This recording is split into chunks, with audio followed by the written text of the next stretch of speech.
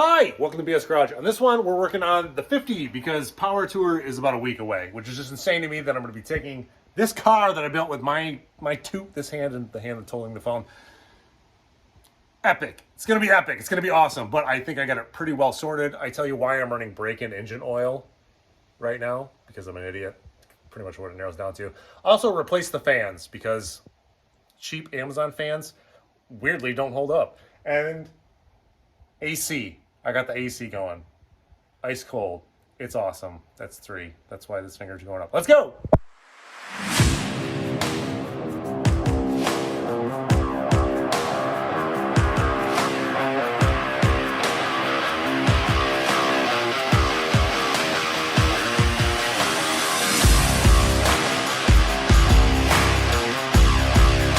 Powertour is what, like 11 days away? It's June 1st right now, so that's awesome. I'm in complete crunch mode.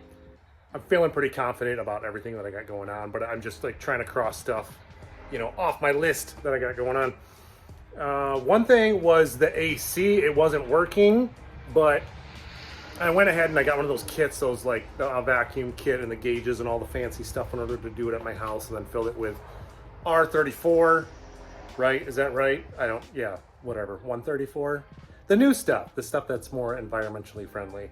Anyway, Chris Fix has a great video on that, on how to charge it. I think he made it like 8 years ago. That's what I went off of, plus the recommended amount that Vintage Air says to use, because I have a Vintage Air system. And then I went and I filled it, and it didn't work. Didn't work at all. So let me show you kind of like how I fixed that and why I had to fix it. So this is what my car's rocking. It's just a under dash unit. I think these have these out forever because the instructions look super old. But I just completely hooked it up, but I didn't do any of the vacuum solenoids or anything like that because my kit didn't come with any. So that was one main thing, was I needed to hook up vacuum solenoids. Let me show you here on the driver's side. And the reason I need that is because I needed a shutoff for the heat and one for the defrost. So I don't know if you can see up there, but I made a quick little bracket. And you can see the 2 solenoids up there, and then I got a vacuum line coming in with a check valve in order to maintain like a complete good suck, because you got to have one of those, you know. And then I'm tapping into the vacuum source off a T, off the booster itself, and then I drill a hole in the firewall back there, trying to keep it as clean as possible. Main reason why I had to do that is because I didn't have any kind of shut off for my heat core, and that's what was happening. It was overpowering the unit itself. Sorry, Amazon just showed up, so I had to go find out what they dropped off. Anyway, I'm running this guy now. So I didn't have anything in here before,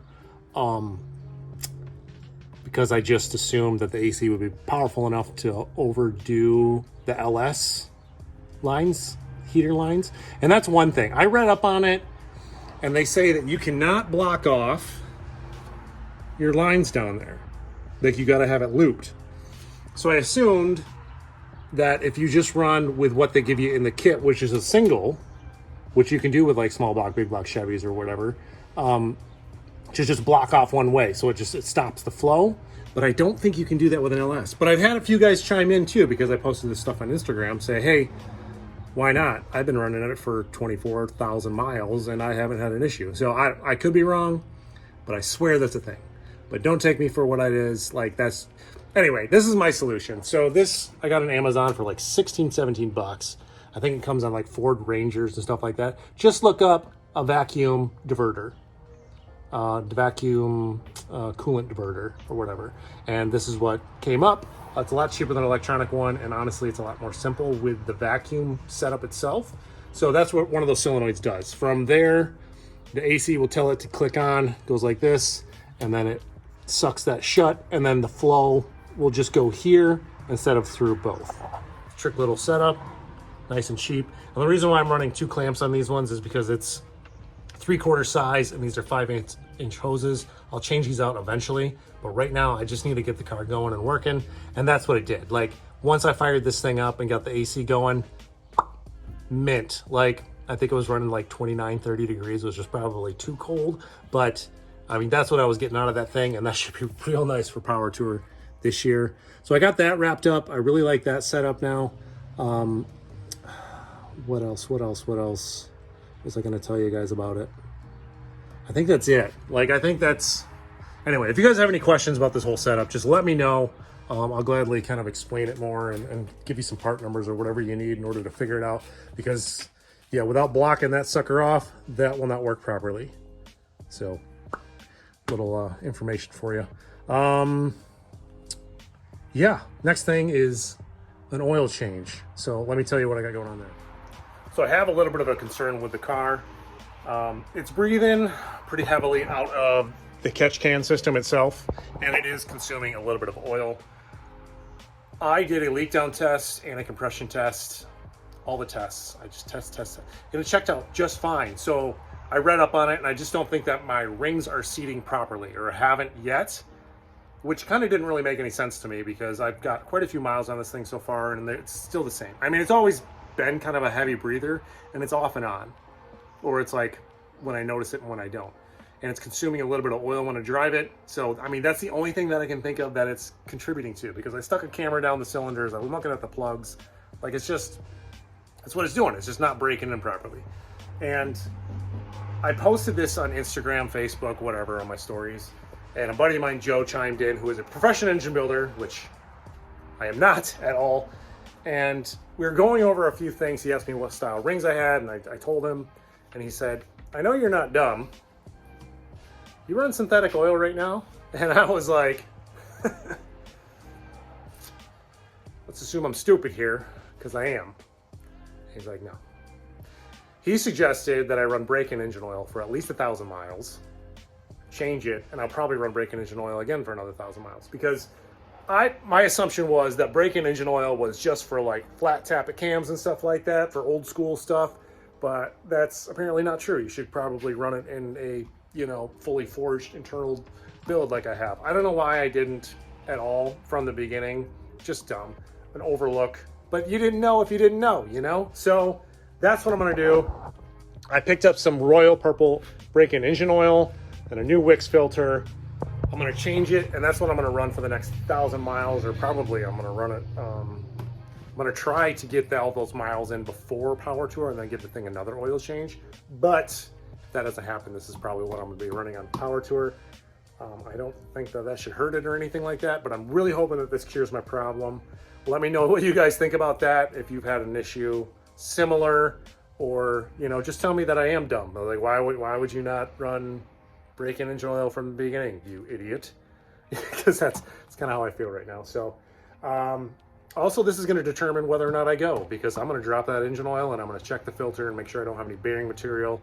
Again. I think this is like the 3rd or 4th engine oil change because of issues and whatnot, but it should be fine. I check the dipstick all the time and it always looks fresh and non-glittery, so that's a good thing. So that's what I'm gonna do. I'm gonna change the oil, and then we'll go over like what I got going on the pan and then the filter, put this new engine oil in, and hopefully that solves my issue. Oil's all drained out. Just want to show you guys it's not metallic-y or anything like that. Same thing. Bottom of the filter. So cut it open. No chunks, nothing crazy. And the filter element itself, I went ahead and chopped it out. Little tiny stuff, but nothing that's like concerning. Like, it's not, I don't think it's eating the bearing or anything like that. A little bit of silicone. I think I found like one little chunk of RTV, but other than that, I think she's pretty good. It smells a little fuel-y, but I'm gonna say it's okay for now until it's not. But yeah, now let's put this stuff in. Another little piece I'm going to switch over to. So this is my oil fill cap, but that's how my breathers work, is a 10AN fitting on the top of it. And this is like a straight through design. There's no baffle whatsoever in it. So Earl's Performance, I think Summit Racing has their own brand too, of this style cap, but as you can see, it's got baffles. And then it's a 10AN ORB port on the top. So you got to get a 10AN ORB fitting to a 10AN again, and then that will replace that.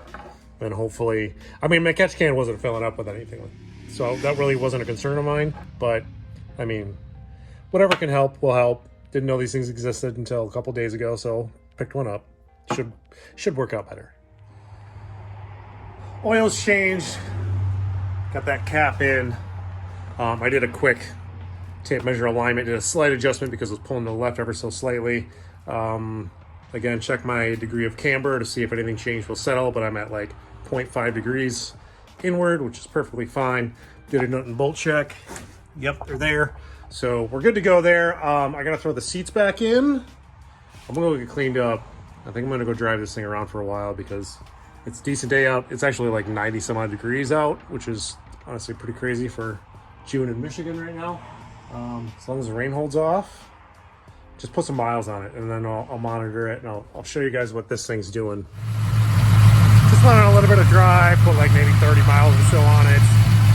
It's running fine, but it's pretty hot out today. And one thing that I know is these fans are not cutting it. Definitely something I'm gonna have to upgrade later on down the road, but I stress tested it. I sat and I just kind of like let it sit with the AC on, and I got up to about 217 and it kept kind of climbing.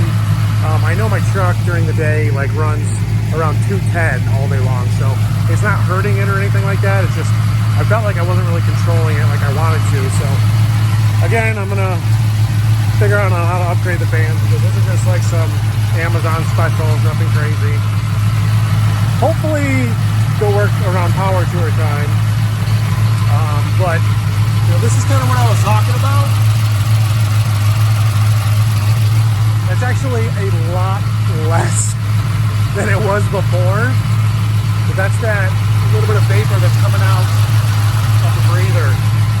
It's not like cooling up or anything. I could drain it and there's nothing really comes out of it. So it's not like bypassing it. It's just, I think I'm just getting a little bit of blow by because of the rings not seating yet. And that's what I'm trying to eliminate with running the, you know, the engine brake and oil. Other than that, like, she runs good, shifts good, drives good, AC works awesome. I'm digging it.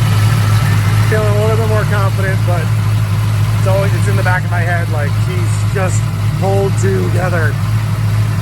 So I threw a little update like what you guys just saw on the socials, and a buddy of mine, Tanner, shout out Tanner, who works at a radiator shop / kind of runs it pretty much for big rigs and stuff like that, said, hey, I might have something that will work a lot better than the Amazon fans that you have in there now. You might want to come check it out. So this is what he had actually laying around. Customer had to order it and they decided to go a different route. So these are Spall fans, 12 inches. They're the heavy duty units. They flow a lot more amperage. And I'm pretty sure that this is going to solve my slight overheating issue. Even though I looked it all up, and even though the car only got to like 217, kind of started creeping up, like what a stock LS1 runs at like 225. So it's not like terrible, but you know what? I want all the insurance in the world that this thing's gonna stay cool. And I think that's what these guys are gonna do for me. The problem though, I don't know if you can see, they're thick boys. And we do not have a ton of room to work with inside of here. Foreseeable issues, the coolant hose, see that right there? Yeah, that room is substantially less right by that guy. Maybe these guys here. So I'm gonna take some quick measurements before I tear this all apart, which would just be a huge waste of time. And then once I kind of know I'm in the clear and minimal shaving has to happen, then I'm gonna go ahead, I'm gonna drain the system and actually take the radiator out because I'm not gonna try to fight getting the thing out by itself, the shroud and stuff. That's just not gonna happen. And I'm gonna ruin stuff that way, scratch stuff up. So just get it done, get it out, because I know I'm gonna have to make modifications anyway. And it's just easier for it to be all loose. And this sucks though, to be honest with you. I don't wanna take this thing back apart, but gotta do what I gotta do in order to get those things in. So let's get to it. Rad is out. Slight issues that we got to work around, but it's not going to stop me from doing this. So I think when he asked me, he's like, hey, what size is your radiator? I said 28 inches. So my radiator is 28 inches from edge to edge. I think he thought I meant 28 inches core to core, not including the tanks on the sides. Not a huge deal because that's what that guy measures out to be, to fit this whole radiator. Again, it's not gonna stop me. The only thing I gotta do is make sure that the fans end on this side, and I gotta jog around these guys here. So that's kind of what I'm gonna kind of work on is, you know, take these fans off the shroud and then modify the shroud in order to fit on the radiator. It also is about 3/4 of an inch further down. Again, not a big deal. I'll make some tabs in order to mount that up. And then I'll fill the bottom section with like a foam piece in order to seal that off. And that should be fine. And then with the front of the car, because, you know, I was thinking I might have a little bit of clearance issue with a fan and the upper radiator hose. Because it's an auto plumb unit, I believe I can take this guy apart. Let me see if I can show you. So I got plenty of room between here and here, right? Plenty of slack in the hose in order to make this work. So I'm thinking I can take this guy apart, and instead of being on the first ridge, I'll cut this off and then put this guy on the second ridge. Again, still have plenty of clearance for everything. And then that will push this hose in far enough to where it will clear. That's my thought. So I'm gonna get to that. I'm gonna take this guy apart, take the shroud apart, start making some measurements, start making some cuts, start making some adjustments, and hopefully I can get everything to fit. Got the water neck situation all figured out. Yeah, cut that chunk off, got the thing back on there. You can see we're much tighter here, not hitting or anything like that, but that should give me more room for the fans. Definitely gonna leak now, so that's gonna be awesome to figure out and fix later. For the shroud itself, yeah, she's large. So you can see my overhang there.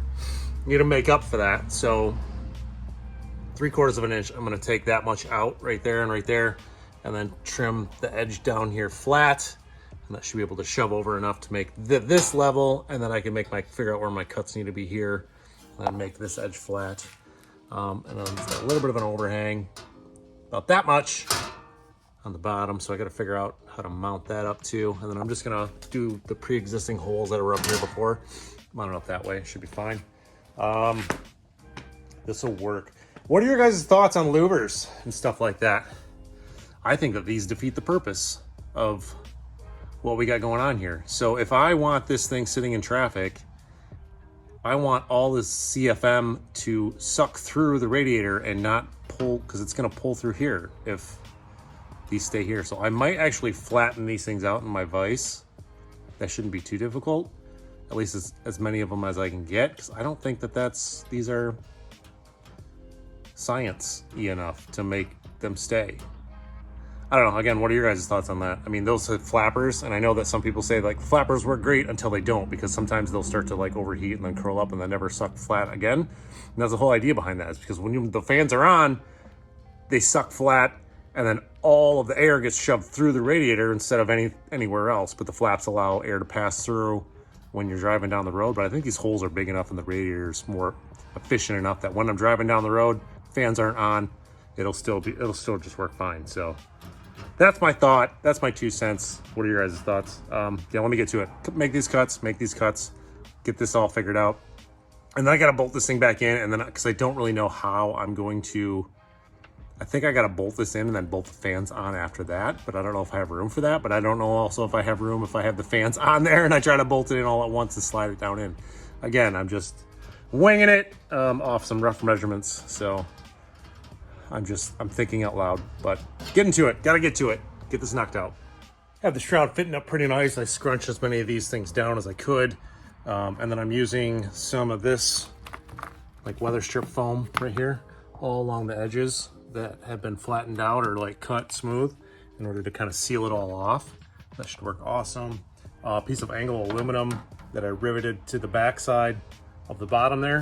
And then it actually worked out great because that just fits up like that. And then I'll be able to either, I think I'm actually just gonna rivet this guy right to the radiator itself, because if I ever have to work on anything, like, I mean, it's gonna be a process anyway, so I don't really want to go through having to worry about bolts and stuff falling out. Yeah, but no, it fits real good. So I'm gonna go ahead, I'm gonna, what do you call it? Sheet metal screw this thing together first, and then throw it in the car, make sure everything's okay, and then see how my fans kind of go together and see if I can, why is there a fly right there? And then I'm gonna see if I can get the fans on with it in there, or if I have to put the fans on before. Don't really know that yet, so it's kind of where I'm at. To say that this was a tight fit is an understatement. I ended up putting the radiator in first and then going ahead and sneaking the fans in there. I kind of had to pull the radiator out on this side especially, and then put the fans in. Luckily they have like these little, I don't know if you can really see them, but like little hooks on each side. So you kind of put the fan on and you go kink it in. And that honestly worked out awesome in my favor for how tight this is in here. You can see like that might be a problem down the road. Like if I have to change my belt out, I probably have to take that fan off in order to do it, because that plate and those bolts I cannot get out unless I get that fan out of my way, which I mean honestly isn't that big of a deal now that I know like how the fan kind of fits up in there. All I gotta do is take those bolts out, go pop, and then it just slides up and out of the way. Yeah, but it fits. Everything's in. Well, not everything, obviously. And that's what I'm gonna work on now, is just buttoning all this up. A little bit of wiring down there in order to hook them back up, because the plug's different. We should be good to go. Nice. I hope this works. Gosh, I hope this works. Hopefully you can hear me. She's been running for like a good 10, 15 minutes. I got both fans on because the AC's on. When the AC's on, kicks both fans on. That's how I have it programmed. Just kind of bleeding the cooling system. That should be pretty well good and done by now. But it is icy cold in here, and the temperature is 183, and it is staying. It has never done that before. Now, this is a huge improvement. It's like 90 degrees out today, so you know what? That is awesome. I'm gonna go ahead, get this thing back down on the ground, check over a few more things, get myself cleaned up because I've been sweating my ass off, and then I'm gonna go take it for a test drive, and then we'll see how it does. Just went on a good 30-minute drive, parked here for a couple of minutes, and yeah, she's not even tickling 190 right now. AC's on full blast, nice and chilly. It's working out awesome.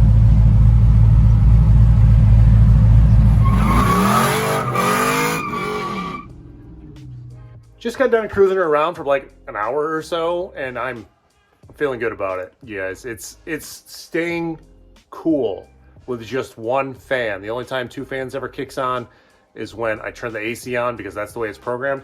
And it wouldn't, I mean, it tickled 198, and then it just brought it right back down, which is just insane to me. Like,